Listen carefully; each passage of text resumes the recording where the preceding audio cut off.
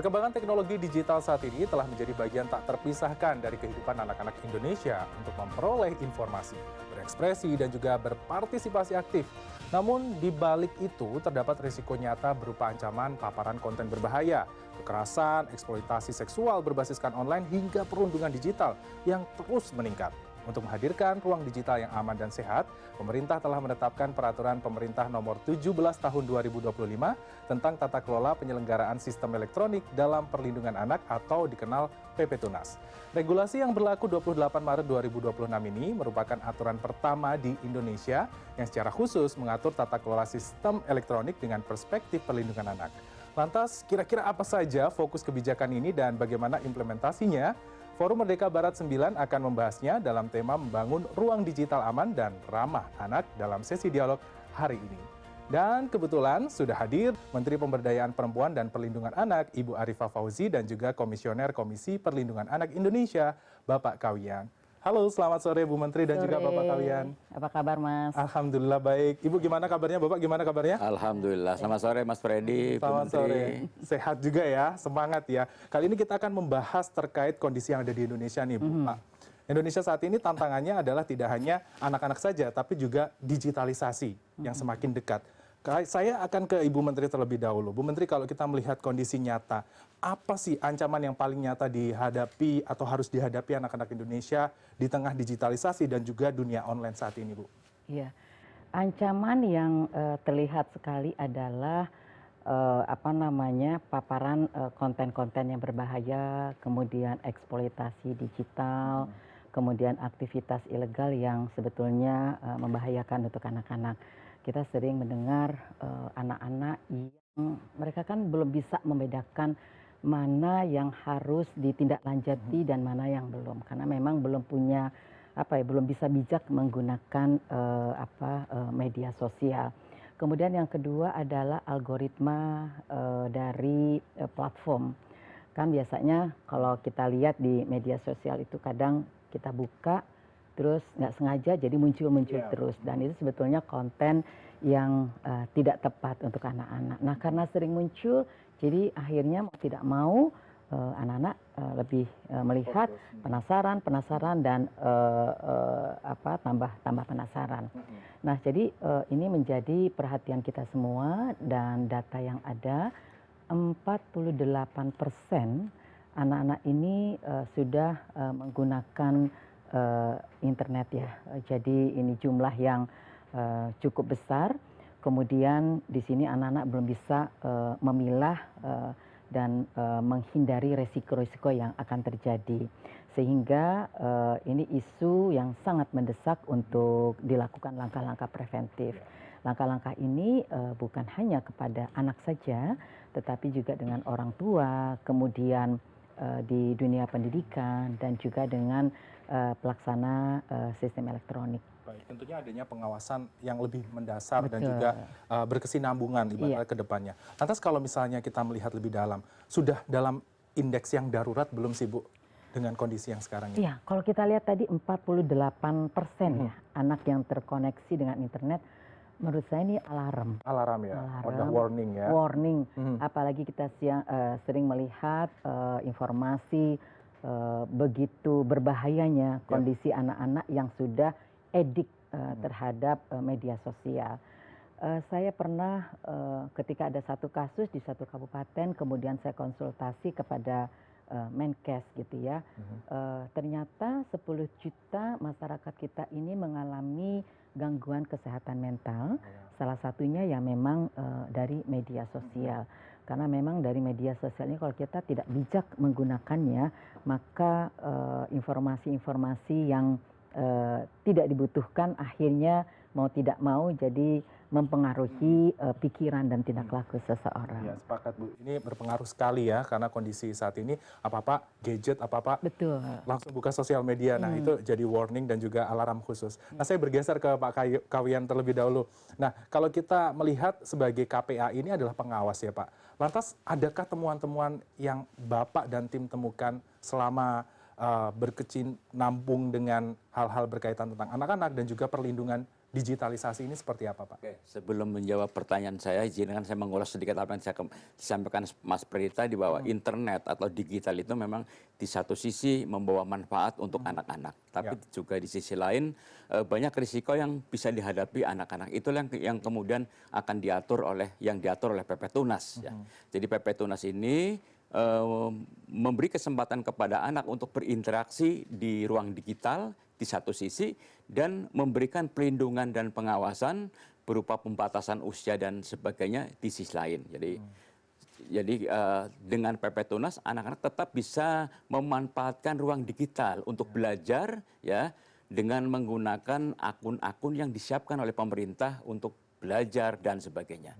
Nah, kemudian data di KPAI menunjukkan bahwa anak yang menjadi korban kekerasan atau mengalami risiko di ranah digital itu menempati posisi ketiga dalam beberapa tahun terakhir.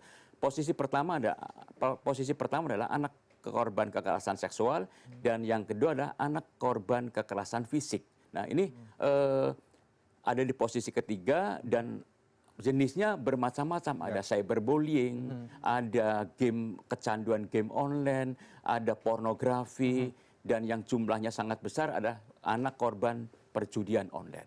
Seperti disampaikan oleh PPATK, ada sekitar 197.000 anak yang menjadi korban perjudian online. 80.000 diantaranya yang usianya di bawah 10 tahun. Jadi tadi Bu Menteri mengatakan ini alarm, memang betul alarm, dan untuk menjawab alarm ini pemerintah sudah memberlakukan PP Tunas. Ya. Oke, ini sudah jadi alarm dan juga tentunya ini temuannya sudah dikaji juga oleh pihak KPAI, Bu. Kalau kita melihat lebih konkretnya lagi, lantas kira-kira indikator yang akan diterapkan oleh kementerian ataupun juga pemerintah dalam tujuan melindungi atau perlindungan digital bagi anak-anak Indonesia itu indikatornya apa saja, Bu, yang akan diterapkan ke depan agar semakin aman, agar tidak ada jumlah yang bertambah terkait jadi korban judol dan lain sebagainya kayak gitu, Bu? Iya. Ada beberapa indikator.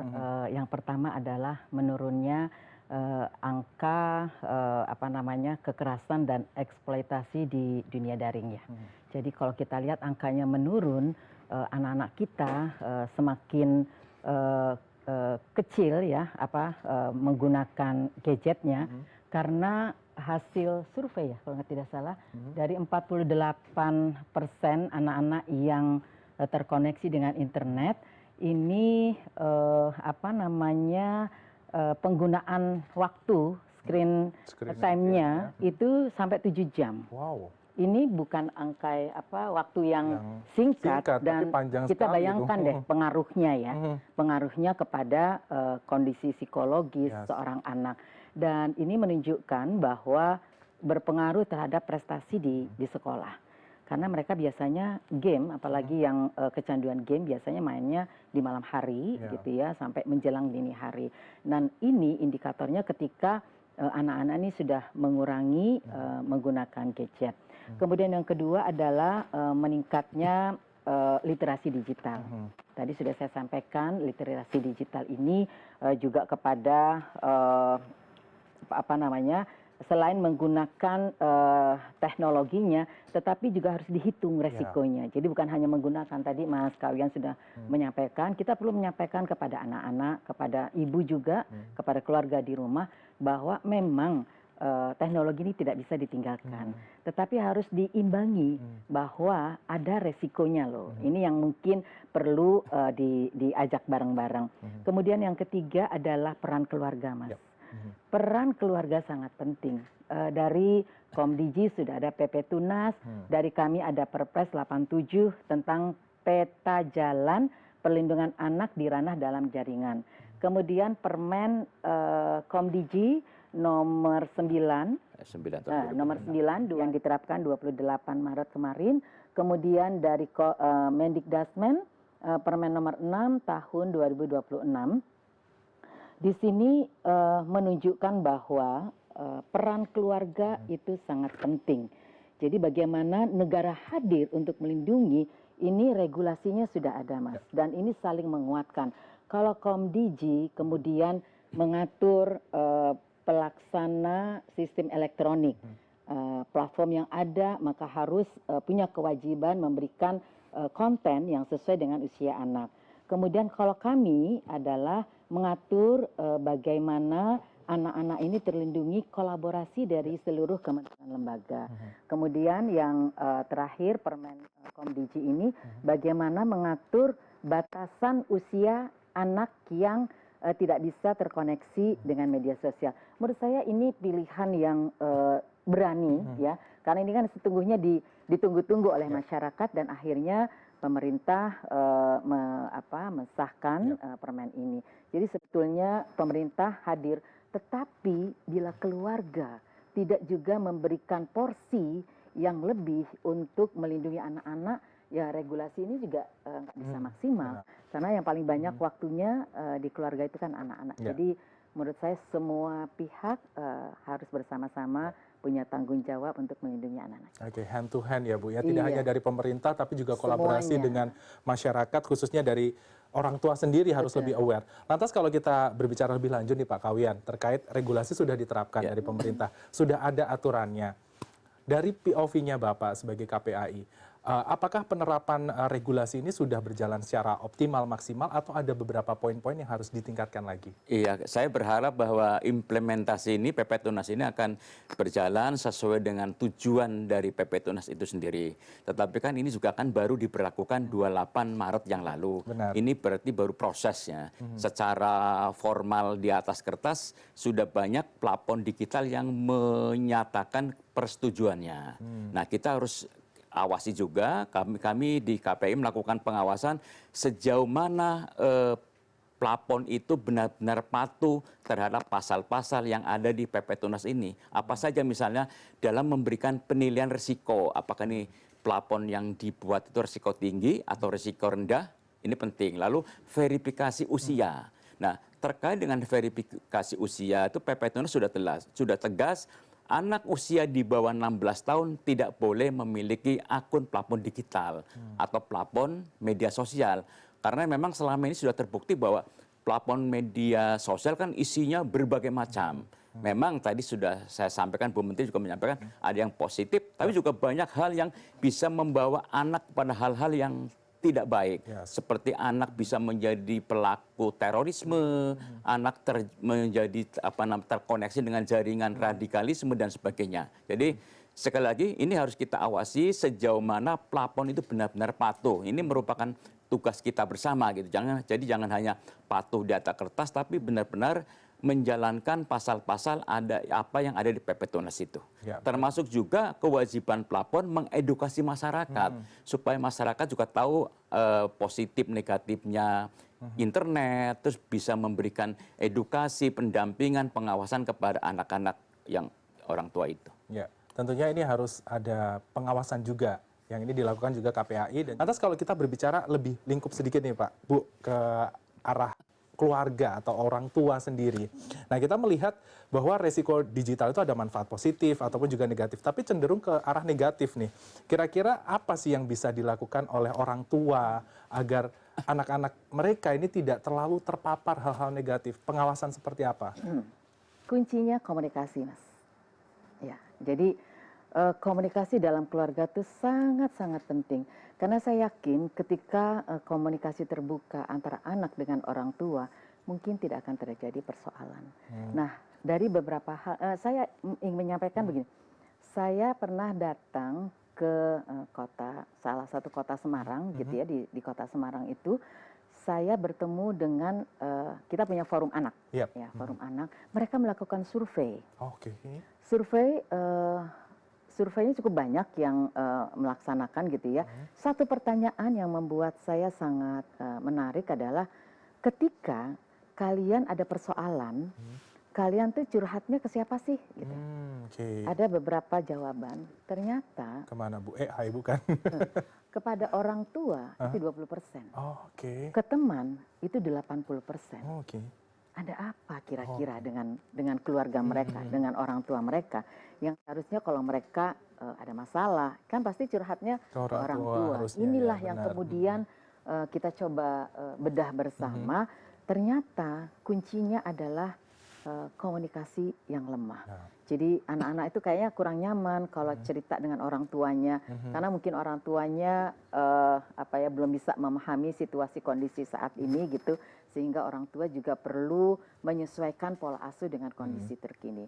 Jadi menurut saya kuncinya adalah bagaimana langkah-langkah ini bisa dilakukan. Pertama adalah komunikasi yang terbuka di dalam keluarga. Bu Arifah, kalau kita membahas tentang komunikasi terhadap anak, ibaratnya dari orang tua ke anak ini harus firm, harus clear ibaratnya kayak gitu. Tapi kan ada orang tua yang I'm not ready gitu as a parent gitu. Ada beberapa orang yang saya nggak siap nih jadi orang tua, tiba-tiba langsung jadi orang tua kayak gitu. Nah, kadang mereka tuh bingung untuk mencari akses di mana sih untuk bisa mengetahui informasi-informasi agar menjaga komunikasi ini kan juga penting untuk tumbuh kembang anak.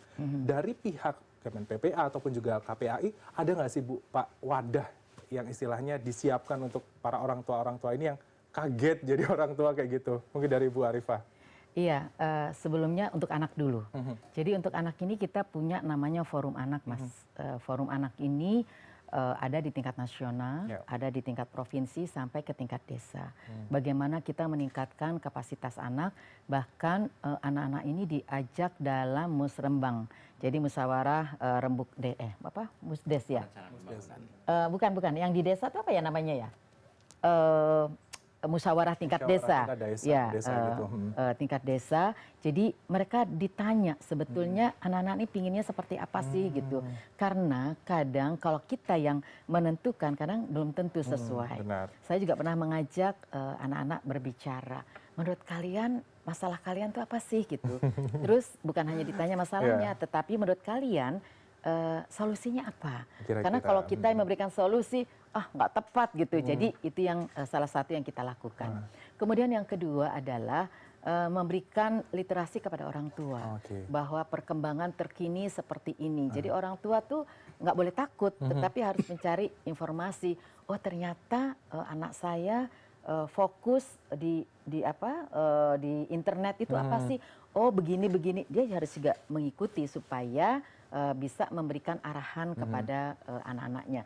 Jadi nggak perlu takut untuk mencari berbagai informasi apa yang dibutuhkan oleh anak-anak. Oke, sudah tersedia intinya kayak gitu. Kalau dari kementerian sudah ada wadahnya, forum-forum yang disediakan, setelah itu juga diberikan komunikasi yang jelas. Sedangkan kalau dari KPAI sendiri, adakah forum-forum sejenis yang diterapkan juga sih Pak? Atau pengawasan seperti apa, pendampingan seperti apa yang diterapkan? Bicara mengenai orang tua kaitan dengan perlindungan anak di ruang digital memang sangat penting ya, sangat penting dan sangat penting. Jadi tapi memang faktanya tidak mudah, karena memang tidak semua orang tua punya kapasitas untuk melakukan pendampingan, edukasi kepada anak-anak. Bahkan sebagian masyarakat mungkin anak-anaknya lebih tahu tentang digital, tapi orang tuanya masih belum. Jadi untungnya di PP Tunas itu ada kewajiban plafon untuk melakukan edukasi kepada masyarakat. Jadi masyarakat itu nanti bisa meningkatkan kapasitasnya untuk melakukan pendampingan, pengawasan kepada anak. Ini salah contoh nyata ya bahwa peran orang tua itu besar ya. Misalnya ini kan pasca berlakunya PP Tunas. Setelah PP Tunas diberlakukan, otomatis anak yang usia di bawah 16 tahun itu medsosnya diblokir, ditutup, tidak lagi. Ini kalau memang itu berjalan ya. Itu bayangkan anak-anak yang sudah biasa main medsosan, sehari-hari main tauto ditutup. Nah, ini tugas orang tua adalah meyakinkan. Ini memberi pemahaman kepada anak, medsos kamu ditutup, itu bukan akhir dari segalanya. Tapi justru awal dari keselamatan kamu gitu. Jadi saya kira ini tugas penting dan saya kira selain PP Tunas ya Bu Menteri ada Perpres tadi sudah disebut Pak oleh Bu Menteri, Perpres 87 itu tentang peta jalan. Jadi di Perpres itu ada kolaborasi kementerian lembaga pemerintah daerah ya untuk melakukan pencegahan dan penanganan. Jadi saya kira PP Tunas dan Perpres 87 itu dua regulasi yang sangat bagus menurut saya untuk menciptakan ruang digital yang aman dan ramah untuk anak-anak dan untuk kita semua. Baik, tapi kalau sejauh ini Bu, Pak, ada yang protes nggak sih dengan PP Tunas ini kalau diterapkan dan anak-anak banyak yang rewel nih kayak gitu, ada yang protes nih kayak gitu. Kira-kira gimana Bu? Saya nambahin sedikit ya Mas tadi, bahwa kami di kementerian juga mengembangkan modul yang modul, bisa bagus. diakses oleh masyarakat ya. Di situ modul-modul yang akan kami siapkan itu modul untuk aparat penegak hukum, kemudian untuk para orang tua, para pendidik dan anak-anak. Jadi karena PP Tunas ini kan baru tahun 2025 ya, kemudian peta jalan perlindungan anak ini juga 2025. Jadi kami masih melakukan koordinasi dengan Komdicikut juga. Nah, tadi ada yang protes nggak gitu? Jadi benar. waktu itu menjelang hari raya, saya sempat kunjungan arus mudik. Saya kunjungan ke kapal, saya melihat anak-anak dan orang tua sudah tidak megang gadget lagi, Mas. Ini salah satu faktor positifnya ya. Benar. Jadi mereka akhirnya kumpul gitu dan mereka bercengkrama gitu. Saya senang banget melihatnya gitu ya. Terus kemudian saya ke bandara. Di bandara juga mereka kumpul terus sudah tidak megang gadget lagi. Saya ngobrol dong sama anaknya gitu. Bu, kalau Ibu dengan adanya Permen Komdiji nomor 7 ini, nomor 9 ya. Nomor 9 ini gitu, wah saya bahagia banget. Karena terus terang Bu Menteri, saya nggak bisa memantau 24 jam apa yang dilihat, apa yang ditonton, apa yang dipelajari anak saya di HP-nya. Dengan ada undang-undang saya bersyukur banget gitu. Nah kemudian saya tanya dong ke anaknya gitu, abang gimana dengan adanya kan nggak boleh akses. Ya nggak asyik katanya gitu. Kenapa? Nggak bisa ngapa-ngapain gitu. Coba sebetulnya saya menyampaikan kenapa ada peraturan ini. Karena sebetulnya negara ini sayang kepada anak-anak supaya terlindungi. Gitu. Kalau dipikir-pikir, oke juga deh gitu ya. Jadi memang harus ada pendekatan kepada anak-anak, disebutkan apa sih dampaknya dan sebagainya. Berarti harus dikasih pemahaman yang jelas gitu ya Bu Arifah ya.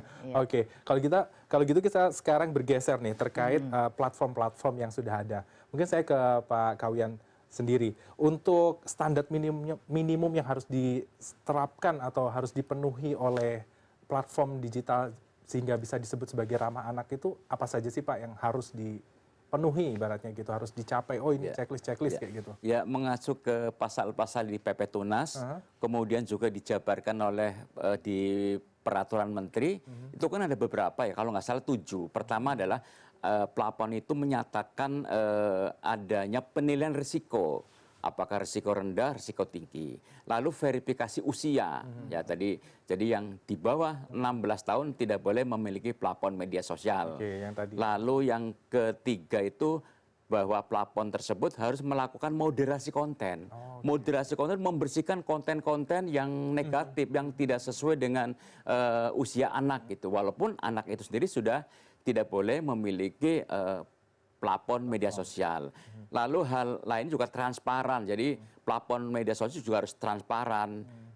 Seberapa banyak dia sudah memblokir akun milik anak di bawah 16 tahun. Saya mendapatkan laporan atau di beberapa berita plafon ini sudah memutus sekian ratus ribu ini juga saya kira harus dicek kebenarannya, dipastikan ya supaya anak itu benar-benar aman. Lalu yang lain ya tadi bahwa sudah tidak lagi konten-konten negatif yang ada di plafon mereka. Oke, berarti itu sudah clear ya, indikatornya sudah jelas. Sistem pelaporan ya Mas. Sistem pelaporan ada terjadi platform yang melanggar. nakal gitu, jadi yang melapor. sistem pelaporannya juga harus dibuat mudah sehingga bagi yang mengalami itu nggak sulit untuk melaporkan ya Mas. Benar. Kalau untuk proses melapornya itu seperti apa sih Bu? Adakah call center yang diterapkan atau disediakan? Setelah itu juga ada bentuk juga program mungkin rehabilitasi bagi anak-anak yang istilahnya sudah terpapar nih dengan hal-hal yang kurang tepat di internet atau di digital kayak gitu Bu? Iya, kalau kami punya layanan yang namanya call center Sapa 129. Jadi Sapa 129 ini bagi mereka yang melihat atau mengalami kekerasan bisa melaporkan kepada kami secara online ya. Jadi dimanapun mereka berada, mereka bisa melaporkan. Kemudian kami akan meneruskan. Jadi kalau misalkan si A mengalami kekerasan di kota A, maka kami akan sambungkan dengan di kota tersebut untuk didalami lebih lanjut. Bagaimana kondisi si korban, apakah dalam kondisi yang darurat atau tidak sehingga perlu penanganan cepat. Kemudian setelah itu baru kita sambungkan dengan UPTD. UPTD ini unit pelaksana teknis daerah. Jadi di sini kemudian akan dilakukan pendampingan, penjangkauan, kemudian kebutuhan-kebutuhan yang untuk pemulihan gitu ya. Ini yang dilakukan oleh teman-teman di daerah. Oke, berarti mekanismenya sudah jelas. Kalau Sudah. misalnya sapa anak ini 129 dikonfirmasi, berarti telepon ada kejadian kayak gini, oh itu langsung ada teknis yang berjalan ibaratnya sampai tuntas kayak gitu ya Bu Arifah. Lantas kalau kita berbicara tentang program dari Kemen PPPA ini, ada kota ramah anak. Layak. Ini ya, kota ramah anak. Ramah anak. Ramah anak. Ini kira-kira konteksnya itu akan seperti apa, Bu? Iya, jadi inisiasi ada dua ya, Mas. Kalau desa kelurahan ramah anak ini adalah kita ingin mewujudkan sebuah desa yang ramah untuk anak. Ya. Tentunya ya mereka aman, nyaman, bisa beraktivitas, terus bisa meningkatkan kualitas dan sebagainya. Tetapi kalau program Kota Layak Anak ini adalah semacam penghargaan untuk kabupaten kota yang telah memenuhi indikator-indikator yang kita tentukan sehingga ada kriteria dari kabupaten itu. Jadi dari ada yang pratama, ada yang nindya, ada yang utama gitu. Ini tergantung dari sejauh mana komitmen pemerintah daerah kemudian pelaksanaan dari indikator-indikator itu di daerah masing-masing. Oke, menarik. Ini berarti mendorong untuk masyarakat berpartisipasi khususnya untuk mendapatkan reward juga nih dari Kemen PPPA. Lantas kalau dengan program tersebut Pak, konteks dalam kota ramah anak seperti itu apakah juga bisa melakukan bentuk stimulus atau dorongan kepada masyarakat untuk berperan dalam mendukung anak-anak ini tumbuh kembangnya menjadi lebih baik dalam berkaitan tentang digital ini juga? Saya kira kalau yang dikembangkan oleh Kementerian P-nya harus 3 Bu ya. Kementerian PPPA ini itu kan diciptakan, saya kira bagus sekali untuk mengimbangi aktivitas anak di ruang digital ini. Jadi apalagi ini setelah mereka kehilangan medsos, diarahkan untuk banyak aktif di kegiatan nyata, nyata masyarakat di ruang-ruang aman yang sudah didesain oleh pemerintah. Oke, baik, menarik.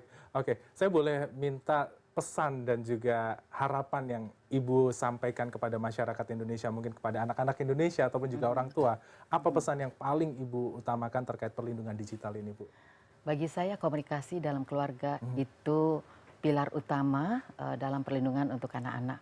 Karena regulasi sebagus apapun bila keluarga tidak ikut berproses bersama, tidak merasa memiliki bahwa undang-undang itu penting, negara hadir untuk melindungi anak-anak, tidak akan berjalan dengan baik.